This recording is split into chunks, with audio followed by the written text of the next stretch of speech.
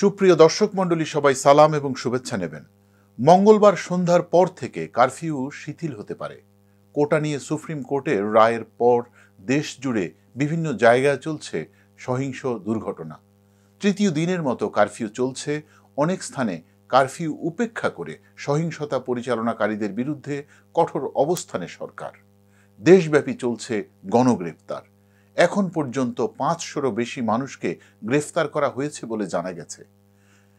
বিশেষ কোটা আন্দোলনের বেশ কিছু সমন্বয়কারী বিএনপি এবং জামাত নেতাকর্মীদের বিরুদ্ধে চলছে এই গ্রেফতার অভিযান। সহিংস ঘটনার সাথে জড়িতদের বিচারের আওতায় আনতে চলছে মামলার প্রস্তুতিও।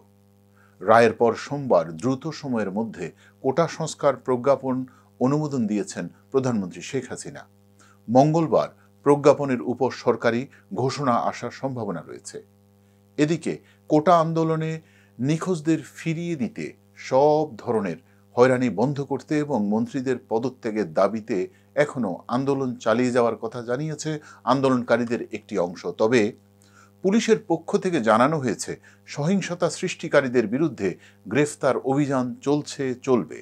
এখন পর্যন্ত এই সহিংসতায় 141 জন নিহত হওয়ার খবর পাওয়া গেছে। দেশে টানা 4 দিন ধরে ইন্টারনেট সেবা বন্ধ রয়েছে। যে কোনো মুহূর্তে আবারও চালু হবে ইন্টারনেটের সেবা, এই আশায় আছেন সবাই। তবে ইন্টারনেট সেবা বন্ধ থাকায় বিশ্বের সাথে বাংলাদেশের যোগাযোগ ব্যবস্থা প্রায় বিচ্ছিন্ন রয়েছে। বড় ধরনের বাণিজ্যিক ক্ষতির শিকার হয়েছে প্রায় সব ধরনের ব্যবসা প্রতিষ্ঠান। 1.5 কোটি বাংলাদেশি প্রবাসী দেশের আপনজনদের সাথে ঠিকমতো যোগাযোগ করতে পারছে না। নির্বাহী আদেশে মঙ্গলবারও সাধারণ ছুটি ঘোষণা করেছে সরকার। মঙ্গলবার কোটার প্রজ্ঞাপন সরকারিভাবে ঘোষণার পর পরিস্থিতি স্বাভাবিক হলে মঙ্গলবার সন্ধ্যার পর থেকে কারফিউ শিথিল করা হবে বলে সরকারের মধ্যে আলোচনা চলছে। তবে সারা দেশে পুলিশি পাহারা একইভাবে কার্যকর থাকবে বলে জানা গেছে। ভালো থাকবেন, সুস্থ থাকবেন। ধন্যবাদ।